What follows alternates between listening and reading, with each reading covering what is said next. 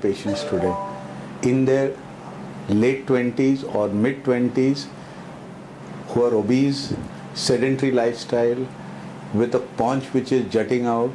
This is the typical phenotype or typical characteristic of a patient who comes with diabetes, and generally they have a family history. Either parents are diabetics. So mainly it is an obesity, family history, and sedentary lifestyle, which is the hallmark of diabetes in our country today. Doctor, there are also people who would suggest that instead of going to a gym, people should get into mode of functional exercises, which essentially would mean that you should walk on the streets instead of catching a taxi or a rickshaw. You should try to, as far as possible, work exercise which is more functional rather than trying to go to a gym. What is your opinion on that kind of exercises?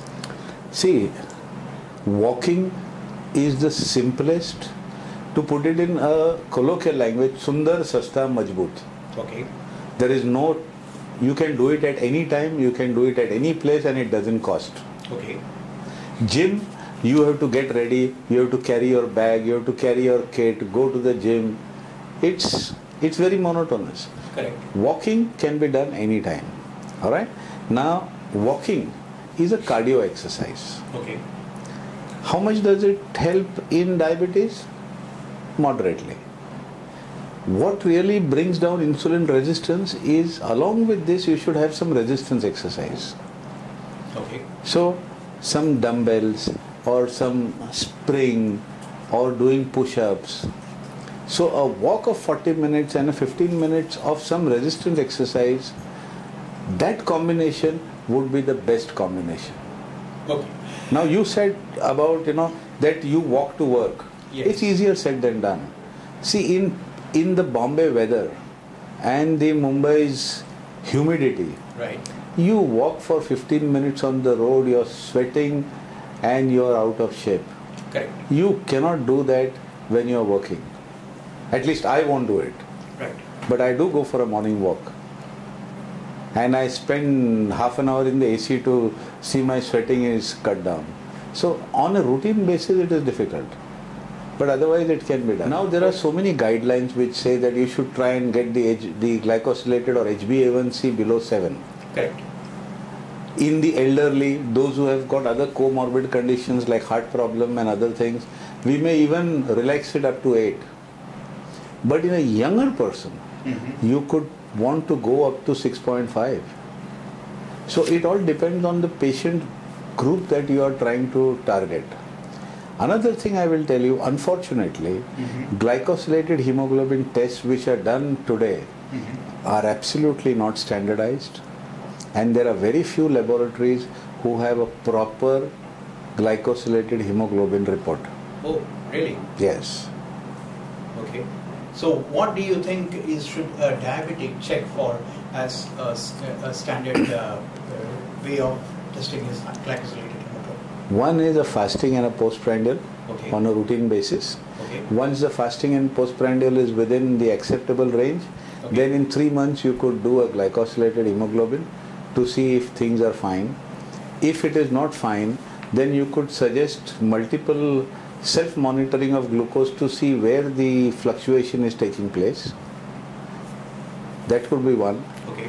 And that's about Okay, it. doctor. In terms of type 2 diabetics who are elderly, there is a high chance of hypoglycemia, and many emails ask us, how do you manage the insulin intake, especially to prevent nocturnal hypoglycemia? See, whenever insulin is given, the biggest problem with insulin is hypoglycemia.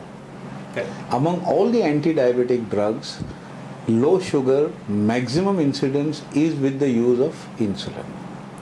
Now when you talk of nocturnal or hypoglycemia at night, today we have got basal insulins which can be given, where the chances of hypoglycemia are much less.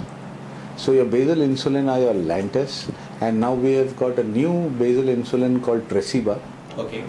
which is a 24-hour acting insulin, which is a basal insulin, which the chances of hypoglycemia are minimal. minimal.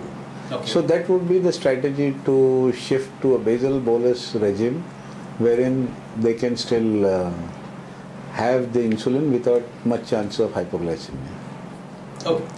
Doctor, when it comes to other issues like a diabetic foot, doctors like Dr. Undre very succinctly says there's a problem with many of the general physicians, may not be diabetologists, but general physicians who never look at the diabetic or a diabetic's foot. They look at the blood sugar, they look at the reports, look at the person and decide if everything is fine. But the problem lies in the diabetic foot of especially in type 2 elderly patients. How do you think can diabetics actually come to realize if there is a problem with the diabetic foot, even if the doctor doesn't see it? See, how does diabetes affect the foot? Two mechanisms. Vascular. One is vascular and one is neurological. Yeah. Alright? So you can get a nerve which is getting damaged, so lack of sensations due to which a foot problem can come, and due to lack of blood supply. Correct.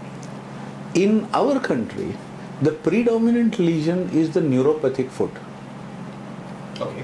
rather than the vascular foot. Okay. So neuropathic foot is more common in our country than the other. Now what happens in neuropathic foot is, because the nerves are damaged, the leg muscles begin to get paralyzed. So they develop deformities, they develop clawing, they develop foot pressures. The mechanics of the foot change. Okay. And that leads to a difference in the weight distribution in the foot, which leads to callosities, which leads to ulcer formation, which leads to non-healing ulcers. Okay. This is the mechanism. Now, if you do discover that somebody has a neuropathy, or the patient could know that he has a neuropathy, he'll have tingling sensation, numbness, deformities, he should get a foot scan done, foot pressure done, and make proper footwear based on the foot pressure, so that the pressures are evenly distributed, and so the chances of developing a diabetic foot are reduced. Because once that nerve is damaged, there is nothing great that you can do about it. Absolutely. Absolutely. Doctor, my last question here, because you're in a hurry to go. Thank you. I will. My last question is about government policies regarding diabetes. You meet hundreds of patients. Now, when you meet them, and when you realize that there are various policies of government which can be changed, so that the epidemic of diabetes can be, fought head on, and it can also help diabetics reduce their cost of treatment also, or in any other manner. Where can policies of government change? Let it be state policies or central policies. See, basically the government is waking up to the fact that diabetes has become an epidemic. In fact, the government of India has started conducting a survey across India where they expect to cover 10 crore people in an attempt to discover the incidence of diabetes. This survey has already been completed in Chennai and Bangalore, and very significant results have come out of that. So this is a beginning. And just like we have a AIDS control program which was very successful, just like we had a family planning program which was very successful, polio, absolutely, which was very successful, correct. We need the government to have a diabetes prevention program. And the best way to do it is through the media, through advertisement, that how can we best prevent and basically inculcate the habit of physical fitness in children, young adults and everybody. So in fact, we had coined a slogan for our association, Walk India Walk. That would be the simplest way to prevent the onset of diabetes, if not prevent, at least delay the onset of diabetes. Absolutely. And doctor, what do you think about the idea which has been, or rather the step that has been taken by UK government, where there is a special tax on sugar beverages? Just like cigarettes and alcohol, the consumption of such material is reduced by levying extra taxes. Do you think that kind of taxes on sugar beverages can help control diabetes in India? I see, basically, I don't subscribe to that. I mean, If somebody is not a diabetic, why tax him? No, but then his incidence No, also no, can no. come We down, need right? to just increase the awareness. Just increase the awareness that this is something good for you. Whether you're a diabetic or not a diabetic, go for a walk. That is the for prevention and reduce obesity, childhood obesity. That is the bottom line. Reducing childhood obesity is the bottom line. Thank you so much, sir, for being with us.